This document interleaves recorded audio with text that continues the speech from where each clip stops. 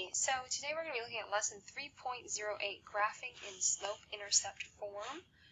This will be the answer key for your Go formative practice today.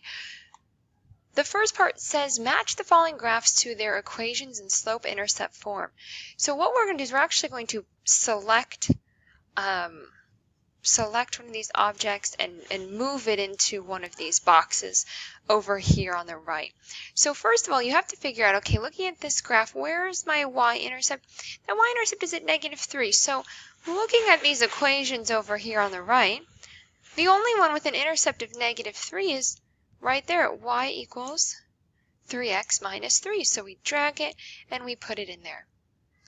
Let's go ahead and look down at the next one. That intercept is -1. So I'm looking at these equations of graphs. Oh, there's a -1. So I can go ahead and, plop that in there. Make sure you put it in the correct box.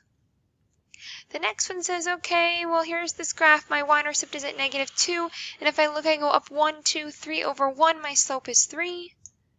It goes in that last box. This graph, wow, that looks kind of weird, but it's actually intersecting the y-axis at 4. So looking at what I have left, y equals 4, that would tell me that this graph always goes to where y is equal to 4. And I might need to just zoom out a little bit. My mouse doesn't want to scroll for me, so y equals to 4. We can keep going down. This one says, oh, my intercept's at +1. So I can actually take this and we're going to scroll up if we can. And we are going to put this into where it says +1, meaning this last graph, that intercept is at -4. So if I calculated the slope, 1, 2, 3, 4 over 1, 2, 3. Those are all correct. Awesome. So number 2 says graph the equation y equals 4/5 x minus 5. We're going to go ahead and open up the show your work. And at the top, if you actually scroll down, you can see that equation. Whenever you're graphing in slope-intercept form, all you have to do is first graph your intercept. Well, that intercept is -5. So I'm going to go down to where y is equal to -5, and I'm going to fill in a little dot there. My slope is telling me +4 over +5, which means I'm going to be rising 1, 2, 3, 4 spaces, and then running 1, 2, 3, 4, 5. So there we have it. And then I can just go ahead and graph my line. And I know that it's kind of hard in this Go formative, so if you don't get it 100% accurate, that is okay, as long as I can see that the points are there. Maybe just try to finagle at some. There we go, and then just click done at the top. So 3 says graph the following equation, y equals x plus 3. And remember, at the top you can scroll down up here. We always graph that intercept first. That intercept is a +3. So right here. Mrs. Vaughn, this looks kind of weird. I don't see a slope. Remember, in algebra, there's always an invisible 1. So when there's an invisible 1, that's telling me I'm rising 1, running 1. So I'm rising 1, running 1. And if I do that, I can continue that pattern, and it will help me form my line. And that one was absolutely terrible, so let's redo this here. There we go. That's a little bit better. So y equals x plus 3. There's the graph of that line. Moving right along to 4, it says graph the following equation, y equals -4/3 x plus 4. Always start with your y-intercept. Right here at +4. The slope is negative, which means I know that my line should be descending from left to right. So I leave my intercept. I'm going to go down 1, 2, 3, 4, and I'm going to run 1, 2, 3. So now that I have my 2 points, I can graph my line. Let's try one more time. I keep getting it on the second try. Yeah, there we go. So y equals negative 4/3 x plus 4. Number 5, y equals 2x minus 6. That intercept is negative 6, so right here.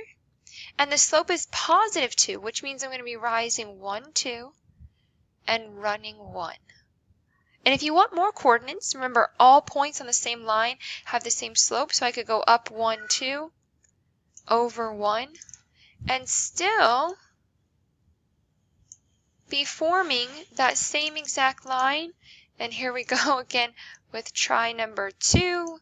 There we go. So y equals 2x minus 6. We are flying right along here. Number 6, graph the following equation, negative 5x plus 9. So you want to go all the way up here to your y-intercept of 9. Remember, this is your y-intercept, not x-intercept. So from there, our slope is negative 5, so I'm going down 1, 2, 3, 4, 5, and then over 1.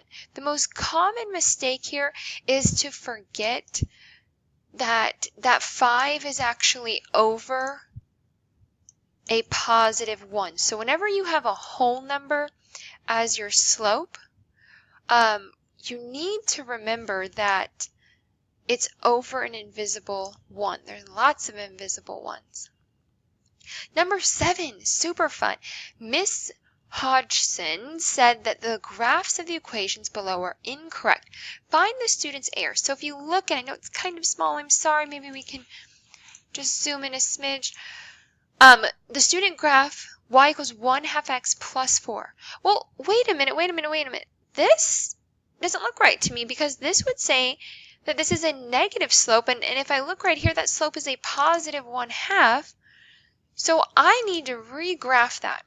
And I can regraph it by putting my intercept at 4 and going up 1 and over 2 because that slope was 1/2. There we go. Wow, moving right along. We are on 8. This is the last one. So Miss Hodgson said the graphs of the equations below are incorrect.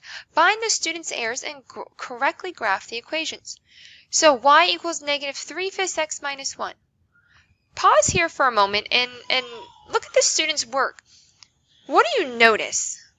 My intercept is saying negative 1, but what does the graph say? That's what we're trying to fix. So the graph actually said that their intercept was at positive 1, but I need that intercept to be at negative 1. And then I can go down 1, 2, 3, and over 1, 2, 3, 4, 5. And then I can graph my line. And it seems that today, the only way I can graph these is if I do it twice. All right, there you go. That is your answer key. Please make sure you submit your responses. And have a great day. Bye.